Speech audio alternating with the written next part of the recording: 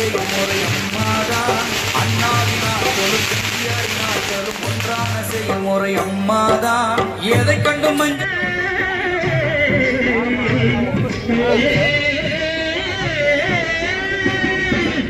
ஊருக்கு உழைக்காதே, ஏழை உரிமையை மதிக்காதே. புரட்சி தலைவி புகழ், புரட்சி தலைவி அம்மாவின் புகழ், புரட்சி தலைவி அம்மாவின் புகழ்.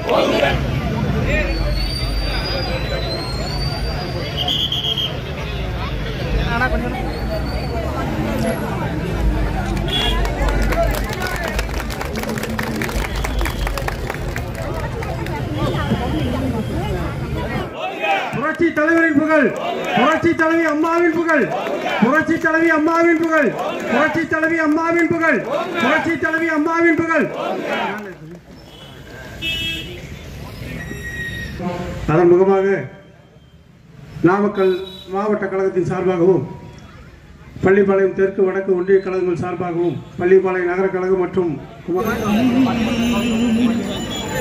புரட்சி தலைவி பெயர் மக்களின் நெஞ்சில் நிறைந்திருக்கும் நிலைத்திருக்கும்.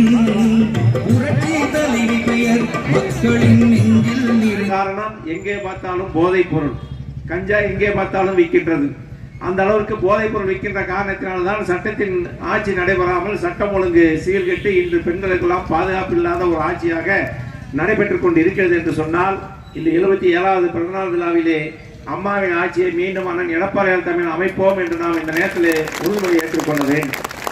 இந்த போதைப் பொருள் கட்டுப்படுத்தாத காரணத்தினால்தான் தமிழகம் முழுவதுமே சட்டம் ஒழுங்கு எந்த அளவுக்கு சீர்கெட்டு இருக்கின்றது. தினந்தோறும் கொலைகள் நடைபெற்றுக் கொண்டு இருக்கின்றன. அதை விட இப்ப பாலியல் புகார்கள் தான் அதிகமாக வந்து கொண்டிருக்கின்றன. அது பள்ளியிலே படிக்கின்ற குழந்தைகள் முதற்கொண்டு. பொதுவாக நாம் என்ன சொல்லுவோம்? மாதா பிதா குரு என்று சொல்லுவோம்.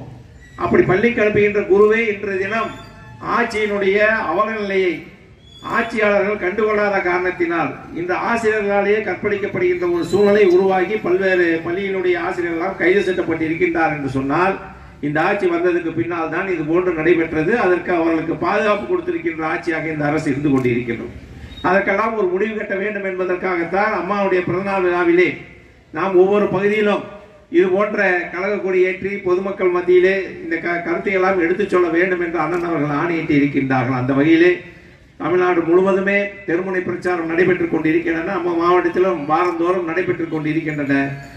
அதே போல கடந்த ஒரு 2-3 நாட்களுக்கு முன்பாக நீங்கள் ராசிபுரம் பகுதியிலே பார்த்திருப்பீர்கள். ஆளுங்கட்சியை சேர்ந்த கவுன்சிலர், நகராட்சி நகர்மன்ற உறுப்பினரும் அதே போல நகர்மன்ற தலைவராக இருக்கின்ற கணவர் நகர செயலாளராக இருக்கின்றார். இருவரும் அடித்துக் கொள்கிறார்கள். எதற்காக அடித்துக் கொள்கிறார் என்று சொன்னால், லாட்டரி டிக்கெட்டில் மாமூல் எனக்கு தரவில்லை என்று நகர செயலாளர் அந்த கவுன்சிலரை போய் கேட்கின்றார். கவுன்சிலர், நான் கடை எடுத்திருக்கின்றேன், நான் எதுக்கு தர வேண்டும் என்று இருவரும் இரவு பூந்து அந்த கவுன்சிலர் வீட்டிலே அடித்து அதெல்லாம் செய்தியாக டிவியில வந்து இதெல்லாம் பார்த்து கொண்டிருந்தீர்கள் என்று சொன்னால், இந்த போதை கலாச்சாரம் எந்த அளவுக்கு வந்திருக்கிறது, அதற்கு யார் உறுதுணையாக இருக்கின்றார்கள்? கடந்த 10 ஆண்டு காலம் அம்மா இருக்கின்ற போதும் அண்ணன் எடப்பாடியார் இருக்கின்ற போதும் இதே காவல்துறை தான் இருந்தார்கள். அவருடைய கைகள்லாம் இப்பொழுது கட்டப்பட்ட காரணத்தினால் இதெல்லாம் தடுக்க முடியாமல் இருக்கின்றது. அதுக்கு உதாரணம் ராசிபுரத்தில் நடந்த சம்பவம். இதுதான் தமிழகம் முழுவதும் நடைபெற்றுக் கொண்டு இருக்கின்றது. ஆக இந்த ஆட்சிக்கெல்லாம் ஒரு முடிவு கட்ட வேண்டும். அதற்காகத்தான் இன்றைய தினம் அண்ணன் எடப்பாடியார் அவர்கள் அடுத்த முறை நாம் மாண்புமிகு அம்மாவுடைய ஆட்சியை அண்ணன் தமிழ் அமைப்போம் என்பதற்கு அண்ணன் அவர்கள் அறிக்கை விட்டது மட்டுமல்ல, நாமும் உறுதிமொழி எடுத்துக்கொள்ள வேண்டும். வருங்காலம் என்பது நம்முடைய காலமாக இருக்கின்றது. மக்கள் எப்பொழுது தேர்தல் வரும், எப்பொழுது அதிமுக ஆட்சி வரும், அண்ணன் எடப்பாடியார் முதலமைச்சர் ஆவார் என்றுதான் தமிழகம் முழுவதும் கேட்டுக்கொண்டு இருக்கின்றார்.